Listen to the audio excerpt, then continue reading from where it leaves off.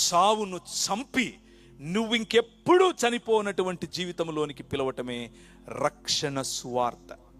నువ్వు ఇంకెప్పుడూ చనిపోకుండా ఉండేటటువంటి జీవితం నీకు ఇవ్వటం కోసం ప్రభువైన యేసుక్రీస్తు చావును ఆలింగనం చేసుకున్నాడు. చావును ఆలింగనం చేసుకుంటే అనుకున్నారు చచ్చాడు అనుకున్నారు. మతం అనుకుంది మేము చంపేశాం, మేము సక్సెస్ఫుల్ అని అనుకుంది. మతం వెళ్ళి డబ్బులు ఇచ్చి నిలబెట్టింది. చూడండి, వీడు మళ్ళా లేచాడని వీళ్ళు చెప్పే అవకాశం ఉంది కాబట్టి ఆయన సమాధికి బయట నిలబడండి అని కొందరికి డబ్బులిచ్చి మరీ నిలబెట్టారు. కానీ ఆయన చేసిన వాగ్దానం నిజమైనది.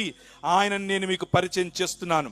ఆ రాజు మరణాన్ని ఆలింగనం చేసుకున్నటువంటి ఆ రాజు అనిర్వచనీయుడు, అద్భుతకరుడు, ఆశ్చర్యకరుడు, శక్తిమంతుడు.